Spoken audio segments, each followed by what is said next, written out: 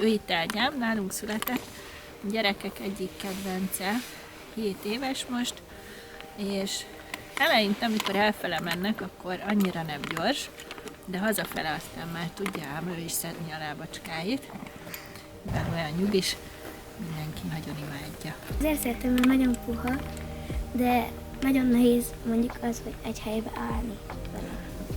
Mert egyfolytában enni szeretne. Ő Baldur szintén nálunk született, most 10 éves, és igazából a ménesünknek az egyik vezére.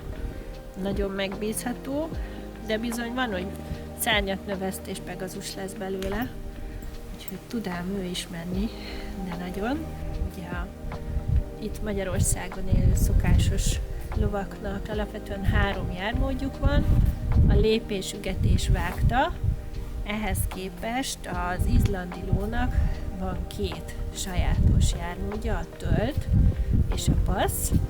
A tölt pedig azért különleges, mert sokkal kevésbé ráz, mint az ügetés. A passz az egy verseny lépésmód, vagy jármód, úgyhogy azt nem mindegyik tudja, mert ahhoz külön kellene gyakorolni, de a töltöt nálunk mindenki kipróbálhatja, ami tényleg itt Magyarországon is egyedülálló. Ő Gultop, a nálunk született izlandik közül a legfiatalabb, most 7 éves, gyönyörű hókája van, mint látjátok, és hát az egyik legkomolyabb Pegazus jelölt, nagyon nyakába tudja szedni a lábait, de ennek ellenére tényleg gyerekek is tudják lovagolni. És Gultop Ágyámnak, meg Baldurnak az édes testvére. Azért szeretem, mert kedves, könnyű vele menni és gyors. Ő az Éjfél nevű lovunk, még annyira nincs régen itt, egy erdélyi kis hegyi lovacska. Kell még vele dolgozni, annyira nem egyszerű lélek, de viszont volt már nagyon ügyesen a lányokkal versenyen, sikeres is volt, úgyhogy áll előtt a munka, sikeres lesz a végén. Egyébként nagyon kedves, és lehet vele ügyesen is menni, csak mikor már megunja, akkor nehéz vele menni, mert a kapu felé visz mindig. Hát ő itt az én lovam, Tóra neve, nagyon szeret menni, szokott rosszalkodni, például néha szeret lekanyarodni, de amúgy nagyon szeretem, nagyon cuki, és ennyi. Ő itt akkor nagyon különleges története van, Thornak az édes testvére, és a legelső izlandi csikónk volt, aki nálunk született. Aztán eladtuk, ők nevezték el Alkonynak, ezért nem izlandi neve van, az összes többinek az van. És nagyon sokan nem hallottunk róla, de itt maradt a Mátrában, egy ismerősnél.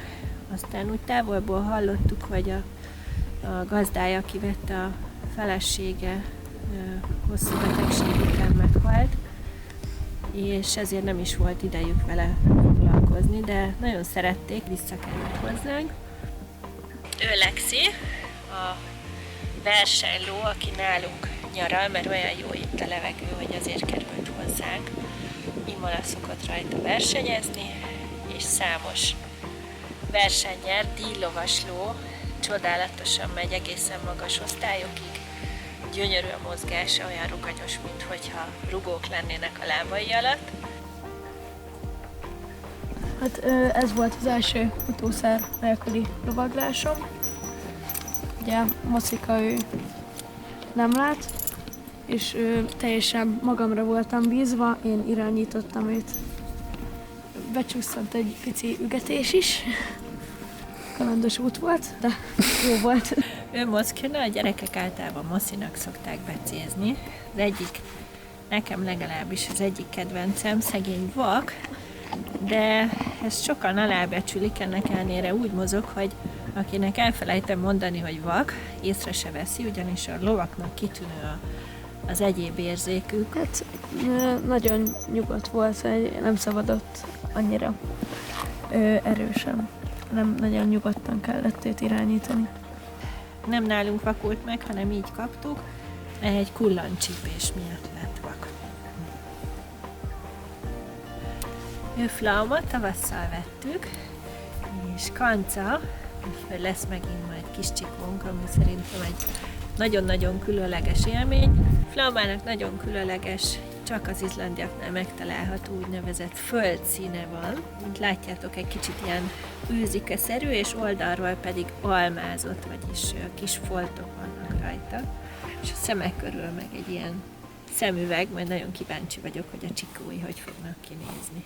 Ő a legfiatalabb lovunk bajnok, 2025. augusztus 1-én született, úgyhogy most 3 hónapos, és ahhoz képest, hogy még nagyon kis fiatal, és igazából még pici baba, jó nagy, amit látjátok, úgyhogy valószínűleg óriási lesz, és azért kapta a bajnok nevet, meg lett neki előlegezve, a lányok versenyezni szeretnének vele megugrani. Hát a hosszú langalét a lábai megvannak hozzá, hogy van esélye, és nagyon szeret a mamája mellett szaladni, amikor a többiek edzenek vele. Természetesen, mint minden csikó, egy rossz csont, szeret mindent megrágni, különösen a nyergeket, nem tudom, mi ízlik rajta, de olyan jó puha, biztos rágógumi. Hát is meg kellene simogatnátok, mert hogy minden különböző testrészén mennyire sejmes és puha, azt egyszerűen el sem tudjátok képzelni. Ő Dajka, bajnok büszke és nagyon-nagyon gondos anyukája. Szerintem jogosan kapta a nevét, mert tényleg olyan gondos, mint egy szerető Dajka. Éjjel-nappal vigyáz a kisfiára. 4 éve került hozzánk egy lipicai félvérkanca. Nálunk most van az első csikója, de honnan vettük, ott volt már több is. És úgy tudom, hogy mindig nagyon jó anyuka volt. Nagyon-nagyon szelídő is, úgyhogy néha a legkisebb gyerekeket is őre ültetem, amikor futószárazunk, mert viszont a legtürelmesebb futószárazó lovunk. A izlandi, meg kell, hogy mondjam, hogy túl szabad lélek ahhoz, hogy hajlandó legyen körbe-körbe menni. Ő meg annyira türelmes, hogy még ezt is szívesen elviseli, és így már sok gyereket tanított